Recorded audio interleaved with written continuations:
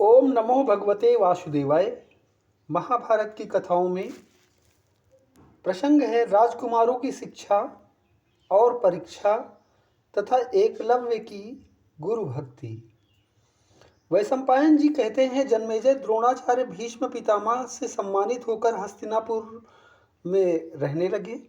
भीष्म ने उन्हें धन अन्न से भरा एक सुंदर भवन रहने के लिए दिया। वे धृतराष्ट्र और पांडु के पुत्रों को शिष्य रूप में स्वीकार करके धनुर्वेद की विधि पूर्वक शिक्षा देने लगे। द्रोणाचार्य ने एक दिन अपने सभी शिष्यों को एकांत में बुलाकर कहा कि मेरे मन में एक इच्छा है। अस्त्र शिक्षा समाप्त होने के बाद क्या तुम लोग मेरी वह इच्छा पूरी करोगे? सभी राजकुमार चुप रह गए। अर्जुन ने बड़े उत्साह से आचार्य की इच्छा पूर्ण करने की प्रतिज्ञा की। द्रोणाचार्य बहुत प्रसन्न हुए। उन्होंने अर्जुन को हृदय से लगाया। उनकी आंखों में आनंद के आंसू छलक आए। द्रोणाचार्य अपने शिष्यों को तरह तरह के दिव्य और अलौकिक अस्त्रों की शिक्षा देने लगे। उस समय उनके शिष्यों में यदुवंशी तथा दूसरे देश के राजकुमार भी थे। सूतपुत्र ने के नाम से प्रसिद्ध कर्ण भी वही शिक्षा पा रहे थे। विशेष ध्यान देने वाली बात है, सूतपुत्र के नाम से प्रसिद्ध कर्ण भी वही शिक्षा पा रहे थे। यह महाभारत में वर्णित है, इसका वर्णन है। अर्जुन के मन में इस विषय की ओर बड़ी रुचि और लगन थी। वे द्रोणाचार्य की सेवा भी बहुत करते, इसलिए शिक्षा, बाहुबल और उद्योग की दृष्टि से समस्त शस्त्रों के प्रयोग, फुर्ती और सफाई में अर्जुन ही सबसे बढ़ चढ़कर निकले। द्रोणाचार्य अपने पुत्र अश्वत्थामा पर विशेष अनुराग रखते थे। उन्होंने शिष्यों को पानी लाने के लिए जो बर्तन दिए थे, उनमें औरों को तो देर से भरते, लेकिन अश्वत्थामा का सबसे पहले ही भर जाता। इससे अश्वत्थामा सबसे पहले अपने पिता के पास पहुंचकर गुप्त रहस्य सीख लेता। अर्जुन ने वह बात ताड़ ली। अब वे वारुणास्त्र से अपना बर्तन झटपट भरकर चटपट आचार्य के पास आ पहुँचते। इसी से उनकी शिक्षा दीक्षा गुरुपुत्र अश्वत्थामा से किसी भी अंश में कम नहीं हुई। एक दिन भोजन करते समय तेज हवा के कारण दीपक बुझ गया। अंधकार में भी हाथ को बिना भटके मुंह के पास जाते देखकर अर्जुन ने समझ लिया कि निशाना लगाने के लिए प्रकाश की आवश्यकता नहीं, केवल अभ्यास की है। वे अब अंधेरे में बाण चलाने का अभ्यास करने लगे। एक दिन रात में अर्जुन की प्रत्यंचा की टंकार सुनकर द्रोणाचार्य उनके पास आए और अर्जुन को हृदय से लगाकर कहा, बेटा, मैं ऐसा प्रयत्न करूंगा कि संसार में तुम्हारे समान कोई धनुर्धर न हो। यह बात मैं तुमसे सत्य सत्य कहता हूँ। आचार्य ने सब राजकुमारों को हाथी, घोड़ों, रथ और पृथ्वी पर युद्ध, गदा युद्ध, तलवार चलाना, तोमर, प्राश, शक्ति आदि के प्रयोग एवं संकीर्ण युद्ध की शिक्षा दी। यह सब सिखाने में अर्जुन की ओर उनका विशेष ध्यान रहता था। द्रोणाचार्य के शिक्षा कौशल की बात देश देशांतर में फैल गई। दूर दूर के राजा और राजकुमार आने लगे। एक दिन निषादपति हिरण्य धनु का पुत्र एकलव्य भी अस्त्र शिक्षा प्राप्त करने के लिए उनके पास आया, परंतु द्रोणाचार्य ने यह सोचकर कि यह निषाद जाति का है, शिक्षा देना स्वीकार नहीं किया। वह लौट गया। वन में जाकर उसने द्रोणाचार्य की एक मिट्टी की मूर्ति बनाई और उसी में आचार्य भाव रखकर उत्कट श्रद्धा और प्रेम से नियमित रूप से अस्त्राभ्यास करने लगा और अत्यंत निपुण हो गया। एक बार सभी राजकुमार आचार्य की अनुमति से शिकार खेलने के लिए वन में गए। राजकुमारों का सामान और एक कुत्ता साथ लिए एक अनुचर भी वन में चल रहा था। वह कुत्ता घूमता फिरता वहां पहुंच गया जहां एकलव्य बाणों का अभ्यास कर रहा था। एकलव्य का शरीर मैला कुचैला था। वह काला मृग चर्म पहने था और उसके सिर पर जटाएं थी। कुत्ता उसे देखकर भूखने लगा। एकलव्य ने खींचकर 7 बाण मारे, जिससे उस कुत्ते का मुंह भर गया, परंतु उसे चोट कहीं नहीं लगी। कुत्ता बाण से भरे मुंह से पांडवों के पास आया।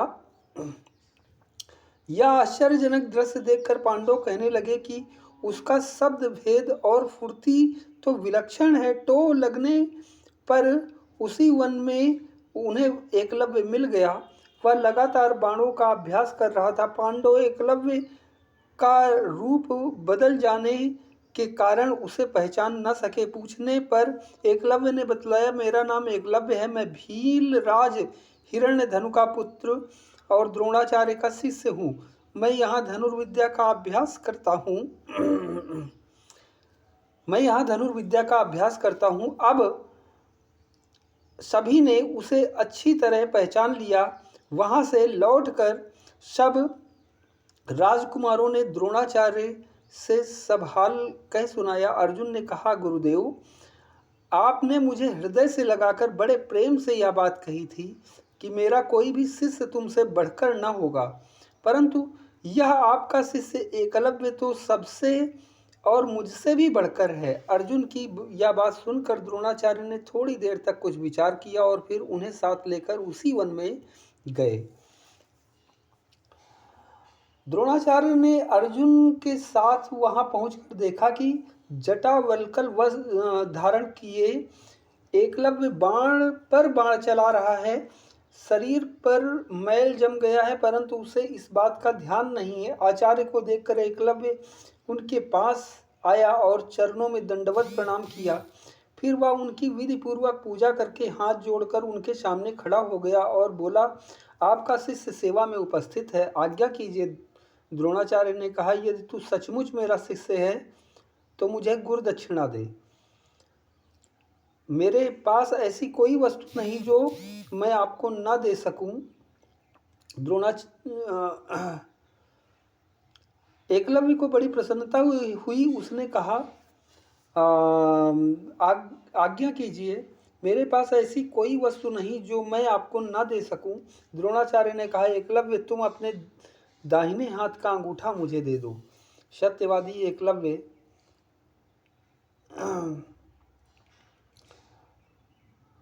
जी, मैं देख रहा हूं।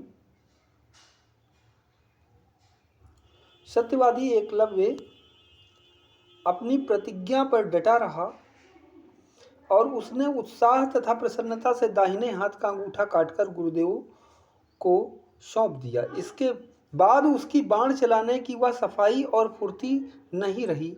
एक बार द्रोणाचार्य ने अपने शिष्यों की परीक्षा लेनी चाहिए। उन्होंने कारीगर से एक नकली गीध बनवाया और उसे कुमारों से छिपाकर एक वृक्ष पर टांग दिया।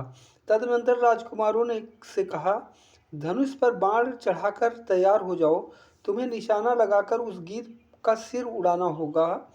उन्होंने पहले युधिष्ठिर को आज्ञा दी। पूछा कि युधिष्ठिर, क्या तुम इस वृक्ष पर बैठे गीध को देख रहे हो? युधिष्ठिर ने कहा, जी, मैं देख रहा हूँ। द्रोण ने पूछा, क्या तुम इस वृक्ष को मुझे और अपने भाइयों को भी देख रहे हो? युधिष्ठिर बोले, जी हाँ, मैं इस वृक्ष को आपको और अपने भाइयों को भी देख रहा हूँ। द्रोणाचार्य ने कुछ खींचकर झिड़कते हुए कहा, हट जाओ, तुम यह निशाना नहीं मार सकते। इसके बाद उन्होंने दुर्योधन आदि राजकुमारों को एक एक करके वहां खड़ा कराया और यही प्रश्न किया। उन सब ने वही उत्तर दिया जो युधिष्ठिर ने दिया था। आचार्य ने सबको झिड़क कर वहां से हटा दिया। अंत में अर्जुन को बुलाकर उन्होंने कहा, देखो, निशाने की ओर चूकना मत, धनुष चढ़ाकर मेरी आज्ञा की बाट जो हो। क्षण भर ठहर कर आचार्य ने पूछा, क्या तुम इस वृक्ष को, गीध को और मुझे देख रहे हो? अर्जुन ने कहा, मैं गीध के अतिरिक्त और कुछ नहीं देख रहा हूँ। द्रोणाचार्य ने पूछा, अर्जुन, भला बताओ तो गीध की आकृति कैसी है? अर्जुन बोले, भगवान, मैं तो केवल उसका सिर देख रहा हूँ, आकृति का पता नहीं। द्रोणाचार्य का रोम रोम आनंद की बाढ़ से पुलकित हो गया। वे बोले, बेटा, बाण चलाओ। अर्जुन ने तत्काल बाण से गीध का सिर काट गिराया। अर्जुन की सफलता देखकर आचार्य ने निश्चय कर लिया कि द्रुपद का विश्वासघात का बदला अर्जुन ही ले सकेगा। एक दिन गंगा स्नान करते समय मगर ने द्रोणाचार्य की जांघ पकड़ ली। द्रोण स्वयं उससे छूट सकते थे, पर फिर भी उन्होंने शिष्यों से कहा कि मगर को मारकर मुझे बचाओ। उनकी बात पूरी होने के पहले ही अर्जुन ने 5 पैने बाणों से पानी में डूबे मगर को बेध दिया और सभी राजकुमार हक्के बक्के होकर अपने अपने स्थान पर ही खड़े रहे। मगर मर गया और आचार्य की जांघ छूट गई। इससे प्रसन्न होकर द्रोणाचार्य बोले, बेटा अर्जुन, मैं तुम्हें ब्रह्मशिर नाम का दिव्य अस्त्र प्रयोग और संहार के साथ बतलाता हूँ। यह अमोघ है, इसे कभी किसी साधारण मनुष्य पर न चलाना। यह सारे जगत को जला डालने की शक्ति रखता है। अर्जुन ने हाथ जोड़कर अस्त्र स्वीकार किया। द्रोणाचार्य ने कहा, अब पृथ्वी पर तुम्हारे समान कोई धनुर्धर न होगा। ओम नमो भगवते वासुदेवाय।